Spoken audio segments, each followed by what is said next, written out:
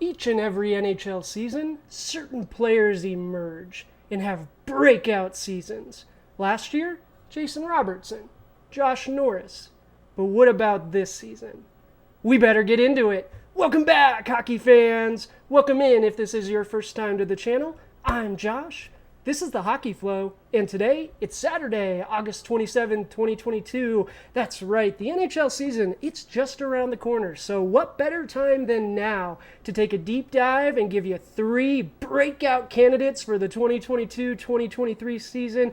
Man, we're going to go through 3 candidates with help from Jfresh Hockey and hockeyreference.com, and we're going to give you 3 players that I think are going to have fantastic seasons. But we're going to get to that in just a moment on Today in Hockey. But before we get to our question of the day, we got to get through Today in Hockey history. And no headlines today, but that means we get to get right into it. Our question of the day: who is going to break out this upcoming season? And like I said, we got 3 players to get to, so stick around for that. If you do enjoy the content, take a moment, like the video, subscribe to the channel. It helps us out a ton. I really do appreciate it. We're just getting started, but we're going to keep bringing you hockey videos almost every single day. So want to make sure you never miss a beat. And again, I do appreciate it. Today in hockey history, on this date, August 27th in 1970. All right, crime fans, this one's for you. The NHL reinstated Billy Taylor and Don Gallagher. Taylor, formerly of the Rangers, and Gallagher, formerly of the Bruins,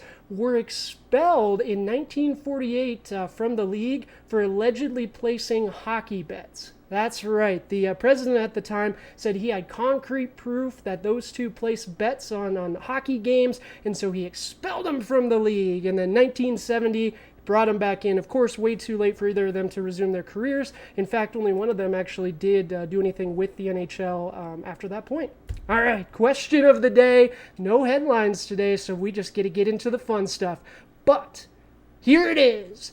Who is going to break out in this upcoming 2022-2023 season? So I have 3 players that I think are going to have fantastic seasons. They're all young guys that have a little bit of NHL experience, but looking at the numbers, I'm really pumped for this upcoming season for them. So all right, let's get into it. First candidate, Tim Stutzle. That's right, Ottawa Senators future legend, hopefully. Man, he had a really good season last year, a little bit under the radar, playing in Ottawa, absolutely. I mean, not in Canada, but here in the States, we don't see a ton of Senator highlights, especially if they're not doing too well, and overall the season was a little rough, but Tim Stutzle definitely worked out some of those growing pains, and I'll tell you what, I think he had a solid season, and I think he's primed for a breakout 2022-2023. So let's look at the numbers. Last year was his second season in the league, played 79 games, so he stayed healthy, which is really important. Put up 58 points, that's absolutely great.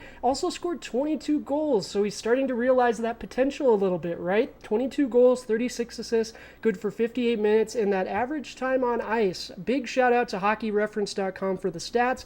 18 minutes and 25 seconds average ice time last season, not too bad at all. That's pretty great. That means the team was trusting him, giving him a lot more ice time. Now, how did the season go? Not production-wise, but the deep dive. So big shout out. Thank you, Jfresh Hockey. Man, I love these hockey player cards. These are fantastic. And here we go. We see the WAR for Tim Stutzle, 64%. That's not bad. That means he was better than 64% of NHLers according to this model. Again, the sample size on the micro stats is a little small, 24 games, but that's still a pretty decent sample size.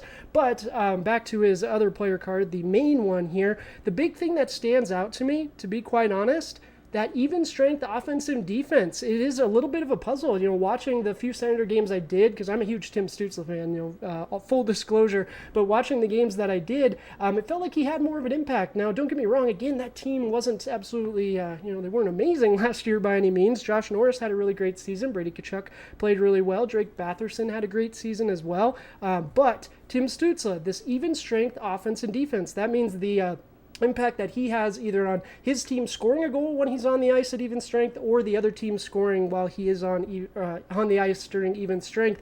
He didn't rank too good in those, but is that just growing pains? Is that part of being on not a great team? I'm not sure, but I fully expect those numbers to start to climb because we see the numbers deeper in actually do support growth here, right? The skill is evident. We see it all the time. We see it in the highlights. We see the puck handling. We see the skating ability. Absolutely. He's got that it factor in a way, right? Maybe not full on yet. Maybe he hasn't developed it completely. Maybe the confidence isn't 100% there, but you started to see him take chances as the season went on, and his shot selection, and man, he had some neat angles. Man, he was just very creative towards the end of the year. It was very neat. But we got to talk about the zone entries, right? In zone offense, he was not too great, but his zone entry numbers, man, those are fantastic. And his exit numbers in those 24 games that were tracked, also fantastic. And he puts the work in. Those retrieval numbers are fantastic. I love to see when players are willing to put the effort in. You can't just be all skill, can't be cherry picking, anything like that. It's good to see him put the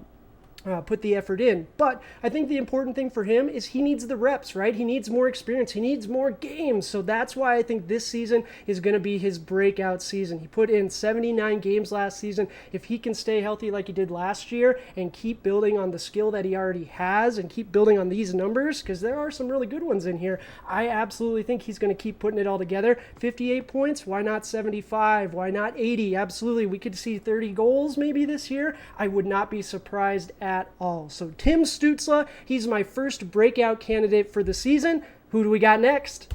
All right, K'Andre Miller, New York Rangers defenseman, another player that I'm a huge fan of, and maybe that's part of the reason why I'm picking them as breakout players, right? But I am just a huge fan of K'Andre Miller's game. Big, strong defender, but still can skate. He looks silky smooth at certain times. But let's look at his season. So common denominator between him and Tim Stutzle, this is going to be their third season in the NHL. Last season, K'Andre Miller stayed healthy, played in all 82 games. You love to see it. He did put in 20 points, absolutely. 7 goals, that's not bad at all. We just talked about Phil Kessel, was that a couple days ago, and he only put up 8 last season. So by comparison, K'Andre Miller put up 7. And I think that's an important piece to recognize when we're picking out a breakout player, right? Someone can break out defensively and have an excellent season defensively, and we may not even talk about them very much. And unfortunately, that's just a product of scoring goals and those sort of things that garners more attention and will bring the accolades. But K'Andre Miller was excellent defensively as well, but I do think that offensive piece is really what's going to get him a little more name recognition, get his name out there a little more.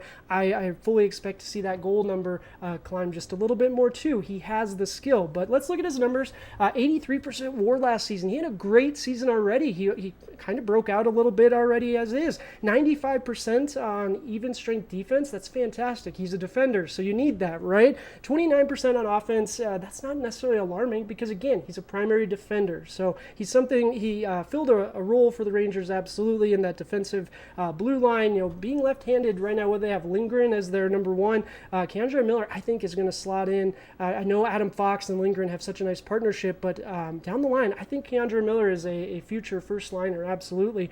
But overall, he had a great season. We won't linger on that too much, but he did make his teammates better. Also, I love that. If you checked out more of our videos, I'm a big fan of helping your teammates, making your teammates better. It can't be all about you, and the numbers show that he did that as well. And his in-zone assists, that's fantastic. That means he's finding himself in somewhat dangerous positions, or at least getting the puck into somewhat dangerous positions. So I fully expect his passing to continue to grow, his offensive game to continue to grow. He has a wonderful foundation with his skating ability and his skill already, and as we saw, his defense was really solid last year. So if he can stay that way defensively and continue to just make his natural progression in that category, but then starts to make a little more strides offensively, my goodness, watch out, world.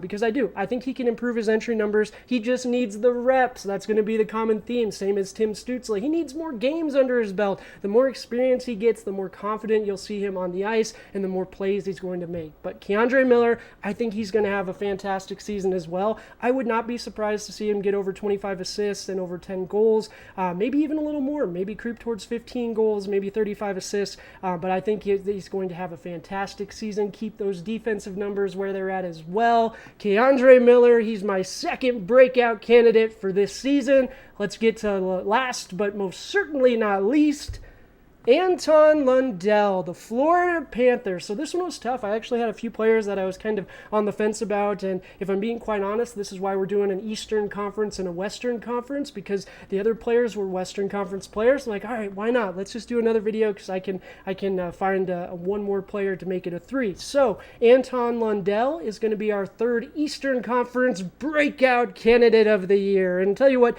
he had a fantastic season last year as well. He did have a little bit of the injury bug. It did hit him. Only played in 65 games. He was even a healthy scratch towards the end a little bit as the Panthers were gearing up for the playoffs. And in the playoffs, I think he might have been a healthy scratch a couple of times as well. Honestly, I don't know if that's the Panthers, panicking in the playoffs, trying to push the right buttons. I know that was Brunette's first time in the playoffs, but I think he's a solid coach. Like Devils fans, you guys got a good one there. But Anton Lander, overall, 44 points, fantastic, right? 18 goals. I was a little surprised to see that goal tally that high, and 26 assists. I fully expect those assist numbers to go up and up. And a big reason, honestly, the biggest selling point for Anton Lander is similar to Tim Stutzle in a lot of ways, is that he's got a role carved out on the team. K'Andre Miller does as well, but is he going to be your first line blue liner? I don't think so, but he's probably second line, right? Absolutely. So he has a role, but Anton Lander has a role carved out on this team, and it is carved out beautifully. He's going to be their third line centerman. He slots in centerman for the second power play, and he also slots in on the penalty kill with Barkov. So he gets the ice time. Last season he was only averaged 15 minutes, 15:44 in average ice time. I fully expect that number to climb. Hopefully he took care of himself this offseason, trained hard and solidified his body, got his body right, and is able to stay healthy. If he's able to stay healthy, I know that might be a little bit of an if, but he's just a young lad. He's only 20 years old. My goodness.